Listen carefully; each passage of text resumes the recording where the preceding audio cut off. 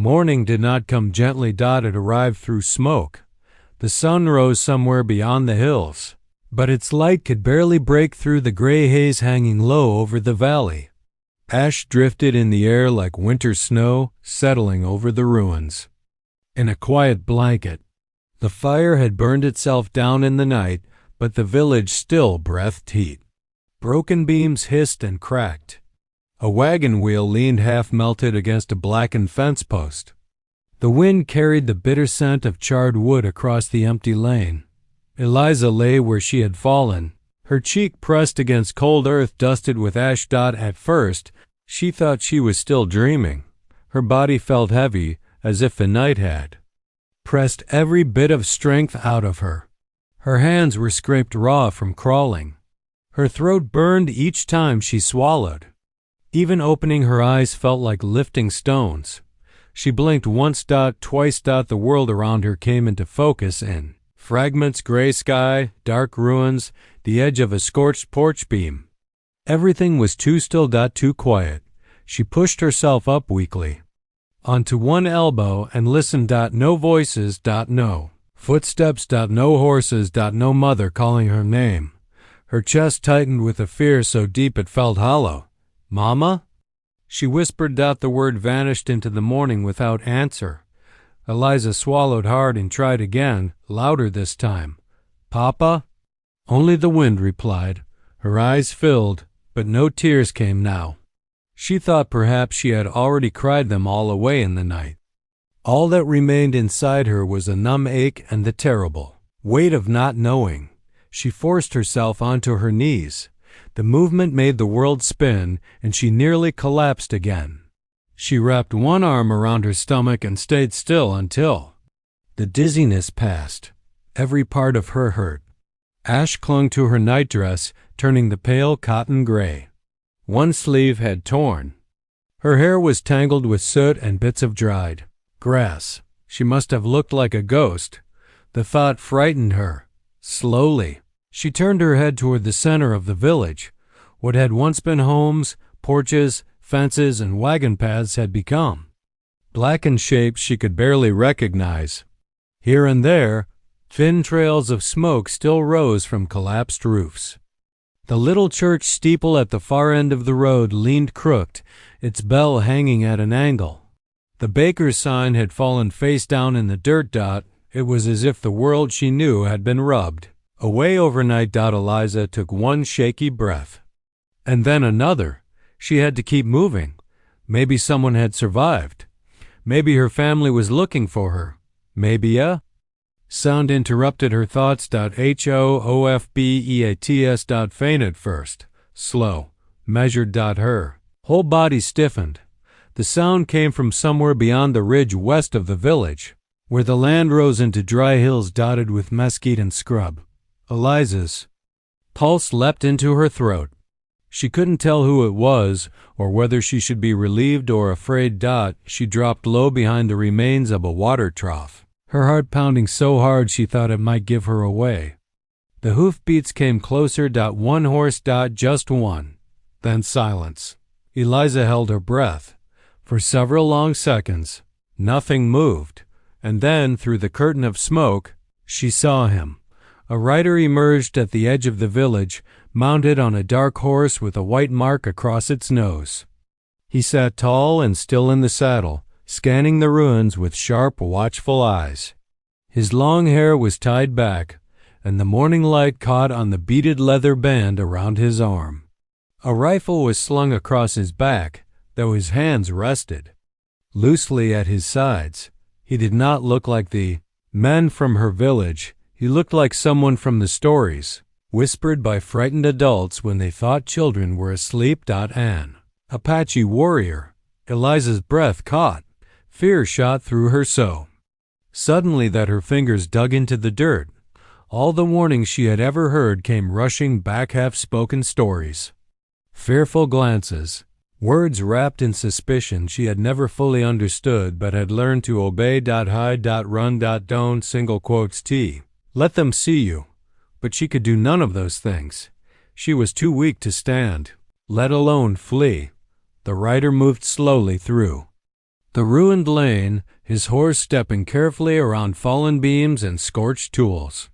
He wasn't searching wildly. He was observing, listening, as though he expected the ashes themselves to speak. Then his gaze shifted toward her. Eliza shrank back, but too late. The horse stopped. For a long moment, neither of them moved. The man looked at her from across the ruined yard, not with triumph, not with anger, but with something she did not expect. Concerned. He dismounted in one smooth motion and approached on foot. Eliza's panic surged. She scrambled backward on her hands, trying to put distance between them, but her arms gave way beneath her. She hit. The ground hardened, gasped, dust rising around her. The man stopped several paces away, as if not wanting to frighten her further.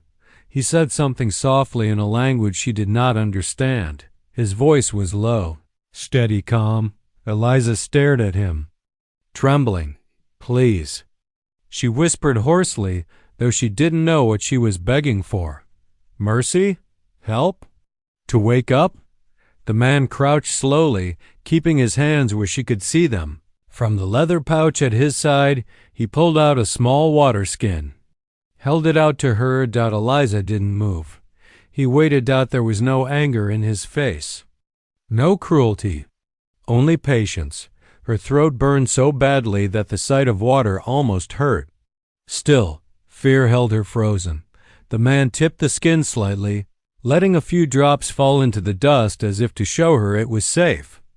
Only then did Eliza inch forward. Her fingers shook as she took it from him. The water was warm, but to her it tasted like life itself. She drank too quickly and coughed, pressing a hand to her mouth. The man waited again until she finished, then gently reached into the blanket roll behind him and unfolded a woven shawl. Before she could resist, he draped it carefully over her shoulders. The warmth of it startled her. So did the kindness. Eliza looked up at him, confused and exhausted, her ash-streaked face pale with disbelief. Why would he help her? Why had he come back into a place everyone else had already left behind? The man studied her for one quiet moment more, then glanced toward the burned houses around them, as if measuring how much she had endured. When his eyes returned to hers, he spoke one word in careful English: safe. Eliza wanted to believe him. She truly did, but the world had changed too much in a single night, and trust no longer came easily. Still, when her strength gave out once more and darkness swept over her vision, she did not fall into the ashes. She fell forward into the arms of the warrior who had found her. For the first few days in the Apache camp, Eliza did not speak, not because she couldn't, because the words inside her felt too heavy to carry. They sat in her chest like stones, pressing against her ribs whenever someone looked at her too kindly, or when a memory rose without warning and caught in her throat. If she spoke, she feared everything would come spilling out at once: the fire, the smoke, her mother's hand slipping from hers, Rose's frightened cry, the terrible silence that followed. So she stayed quiet, and no one forced her not to. That, more than anything, unsettled her at first. Back in the village, silence had always meant something was wrong. Adults filled silence quickly, with instructions, with prayers, with warnings, with noise. Here, silence was treated differently. It was not feared. It was allowed to breathe. The old woman who cared for her still came each morning with warm broth or flatbread, but she never asked Eliza to say thank you. She would simply set the bowl beside her and nod gently, as though words were useful but never required. The children in the camp were curious, of course.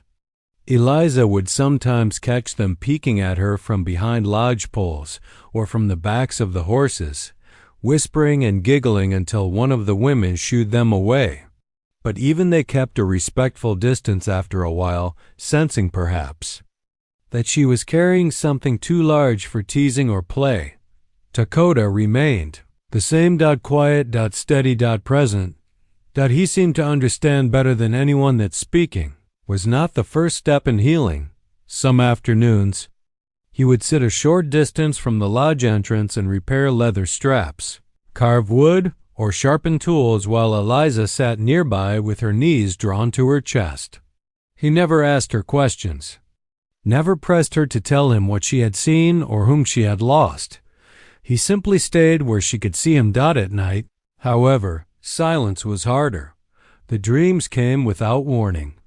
One moment she would be wrapped safely in blankets, listening to the crackle of the lodge fire and the soft breathing of the camp outside.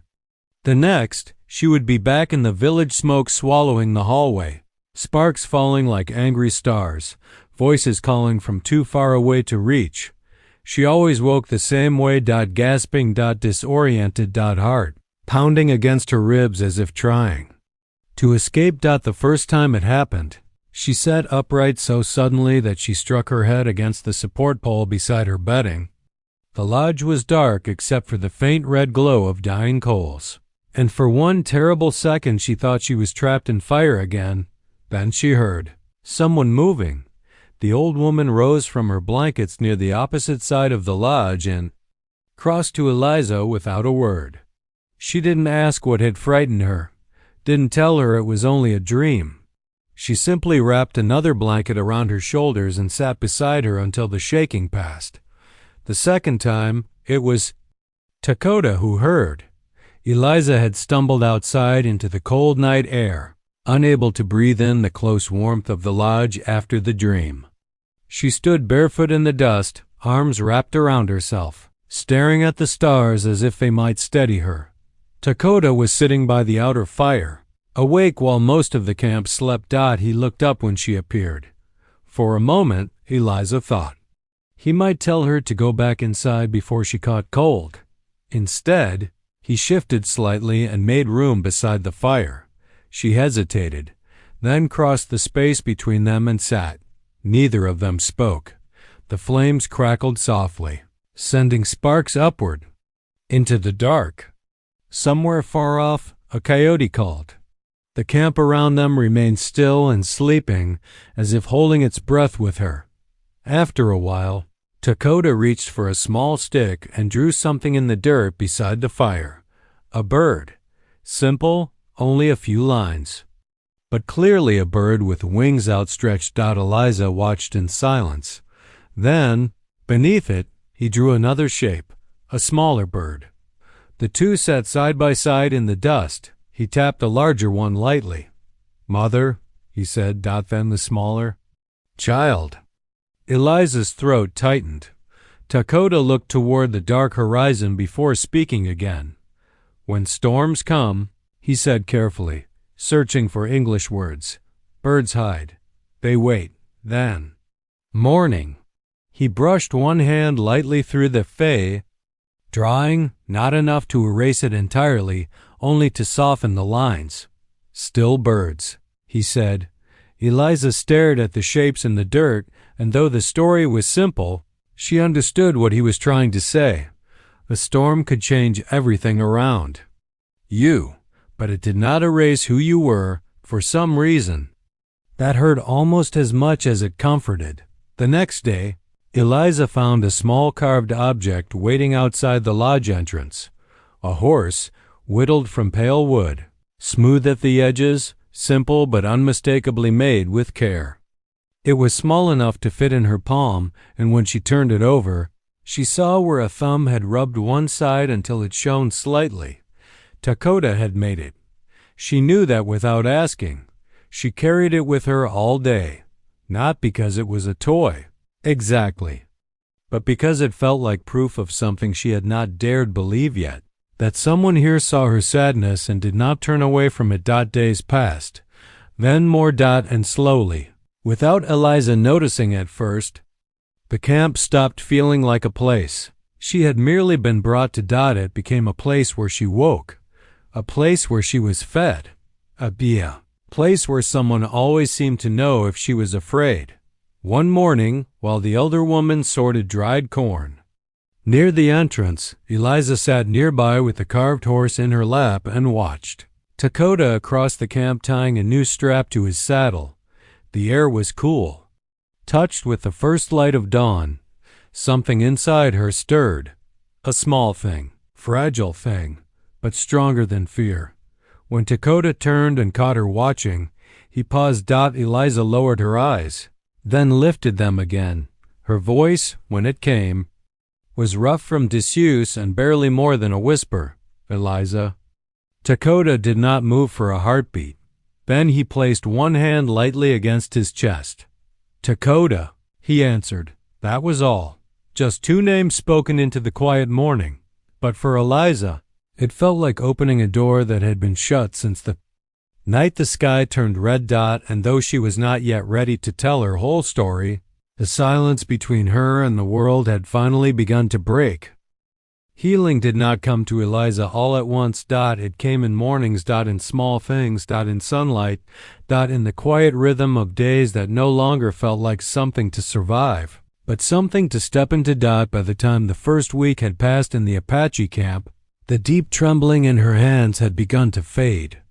She still woke some nights from uneasy dreams, her heart racing and her throat tight with the memory of smoke, but the panic no longer followed her into daylight.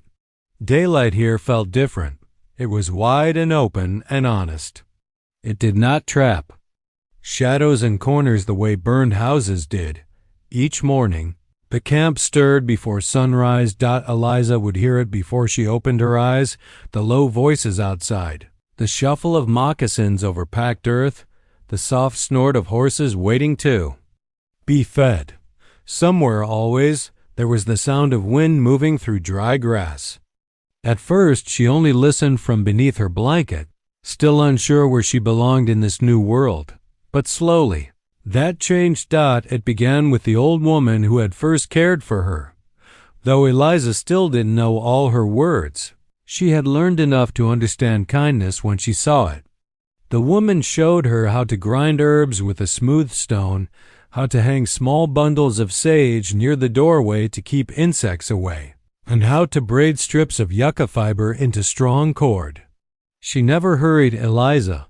She simply worked and let the girl work beside her. There was comfort in that. No one here asked Eliza to explain her sorrow. No one demanded that she be brave. They simply made room for her to exist with it, and somehow that helped more than anything. Dakota was different. He still spoke little, but Eliza had begun to understand that silence with him did not mean distance. It meant respect. He never pressed her with questions, never looked at her with pity, never treated her like someone fragile enough to shatter. Instead, he taught her things. One morning, after the sun had climbed just high enough to warm the earth, he motioned for her to follow him beyond the edge of camp. At first, she hesitated. The open land beyond the lodges seemed endless, stretching in waves of dusty gold and green toward the far-off hills. But Dakota only waited beside his horse, one hand resting loosely on the reins, until she gathered enough courage to walk after him. They didn't go far, just to a stand of cottonwood, trees near a shallow stream bed. Dakota crouched and pointed to the ground. At first, Eliza saw only dirt. Then she looked closer. Tiny tracks. Birds. A rabbit. Maybe something else she couldn't name. Dakota used the tip of a stick to trace the marks gently. Morning, he said, then pointed toward the hills. Water there, food there. Eliza frowned in concentration. He wasn't just showing her footprints. He was showing her how to read the land. Over the next several days, these lessons continued. Not like school. Not with books or recited rules, but with patience. With movement, with attention. Dakota taught her how cottonwood trees often meant water was close below the surface. He showed her how to look at the shape of clouds and feel the change in the wind before a storm. He taught her to listen, not just hear, but truly listen to the desert, the warning chatter of birds, the hush before rain, the different songs of day and night. At first, Eliza felt clumsy, always a step behind, always unsure, but she liked trying. and Dakota never laughed when she got things wrong. One afternoon, he brought her to the horses. That frightened her more than the lessons. The animals were large and restless, full of strength she didn't know how to trust. But Dakota approached them the same way he approached everything else, with calm. He placed his palm against the neck of a chestnut mare and waited until Eliza came closer. "Slow?" he said. Eliza nodded. Her hand trembled when she reached out, but the mare only blinked and breathed warm air against her fingers. Dakota showed her how to stroke the horse's neck, how to stand beside her without fear, how to breathe steadily so the animal would not sense panic. When Eliza finally laughed, really laughed, for the first time in what felt like forever, it surprised both of them. The sound was small, but real. Dakota looked at her then, and though his face barely changed, she could tell he had noticed. So had she. That night, sitting beside the elder woman as she mended a torn blanket, Eliza touched the necklace she still wore beneath her dress, the one thing she had carried from the old life into this one. The old woman noticed and asked something. Softly. Eliza hesitated, then answered in a whisper, "My mother's." The woman did not understand the word, perhaps, but she understood the meaning.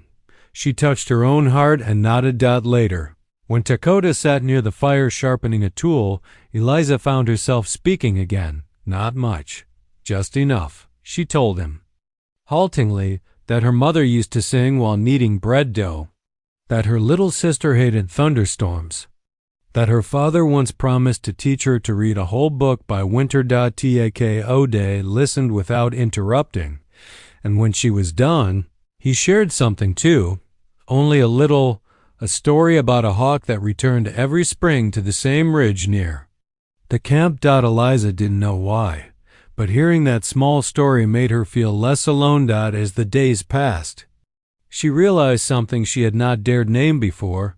The tight knot inside her chest, the one made of fear and emptiness and grief, had not disappeared, but it had loosened, just enough for other things to enter. Warmth. Trust. Curiosity. Even peace.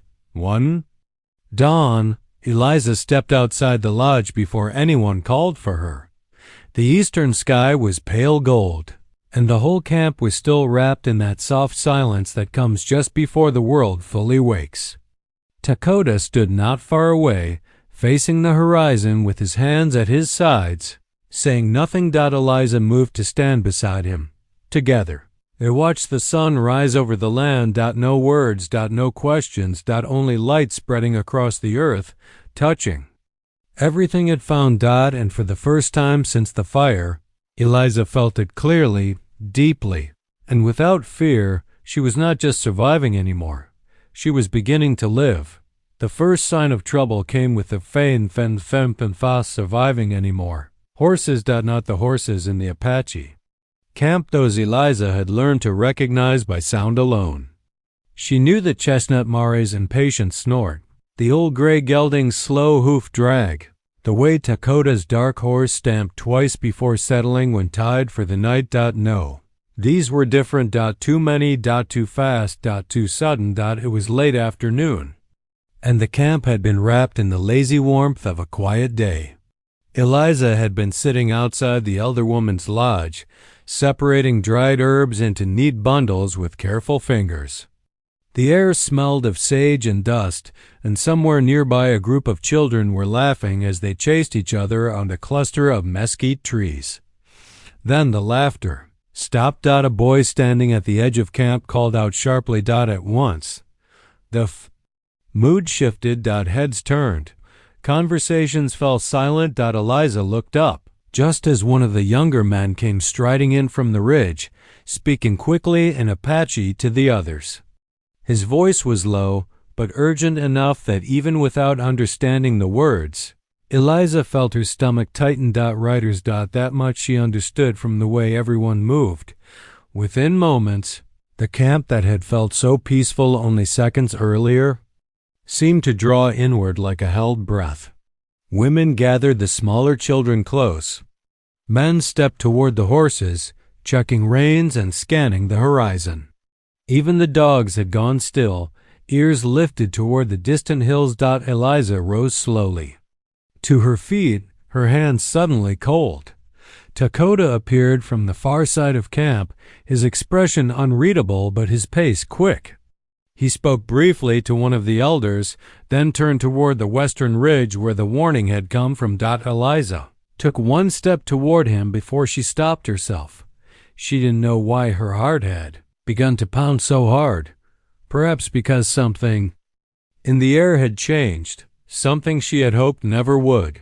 The elder woman touched Eliza gently on the shoulder and motioned for her to come inside. But before they could move, another rider entered the camp at a hard gallop, a scout this time, breathless and dust-covered. He spoke only a few words before the entire truth settled over the camp like a shadow. A search party, settlers from the nearest town, looking for survivors from the burned village.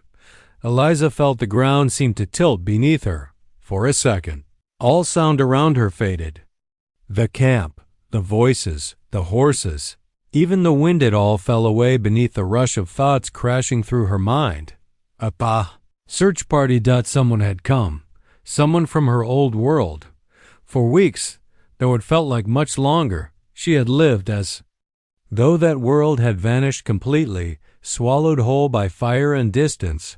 She had cried for it, mourned it, begun in some quiet hidden part of herself to let it go, and now it was suddenly reaching for her again. She should have been relieved, shouldn't she? Shouldn't she have run toward the news with joy in her chest? But what rose inside her instead was not joy. It was fear, not the sharp fear of smoke and darkness, something quieter. Heavier. The fear of being taken from the only place that had felt safe since everything burned. The elder woman led her into the lodge, but Eliza barely noticed. Her thoughts spun too fast. She sat on the edge of the bedding, fingers gripping the blanket so tightly her knuckles turned pale. What if they made her leave? What if they didn't ask?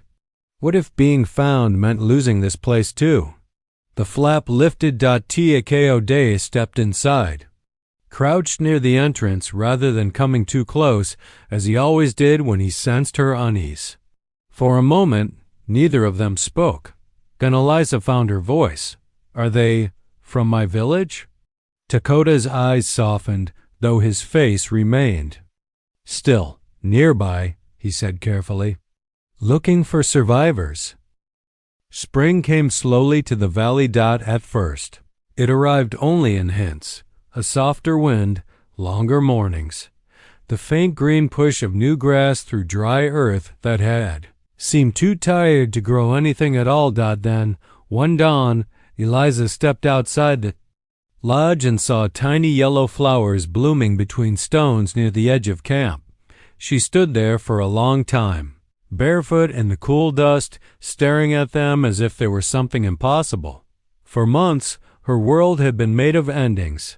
Of smoke, of loss, of the black memory of one terrible night. And yet here, quietly and without asking anyone's permission, life had returned. It was a strange thing to witness. And a beautiful one. By then, Eliza no longer moved through the Apache camp like a frightened guest.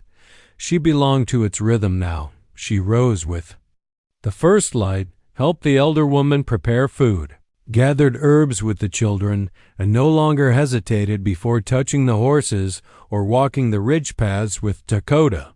Her hair was often braided now in a way she had once only seen on others. Her hands, though still small, had grown steadier and stronger. She still missed her family.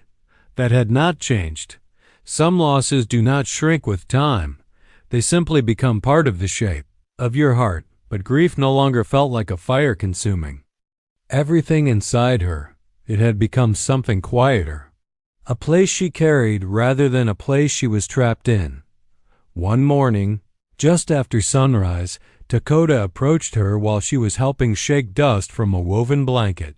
He said only a few words. Come with me? Eliza looked up. There was something in his tone. Not sadness exactly, but gentleness touched with purpose. She nodded and set the blanket aside. He had already saddled the horses. The chestnut mare waited for her, ears flicking in the morning light, while Dakota's dark horse stood beside her, patient and still. Eliza climbed into the saddle with practiced care, no longer stiff and uncertain the way she had been the first time. Together, they rode east. The journey was quiet. The land opened around them in broad stretches of pale grass, mesquite, and low hills dusted with the soft colors of spring. Meadowlarks called from fence posts. Wind moved in waves through the brush. The sky above was a clear, endless blue. Eliza knew where they were going before they reached it. She felt it first in her chest, then in the silence between them. When the ruined village finally came into view, her breath caught, or what remained of it. The blackened wreckage had mostly been cleared away by weather and time.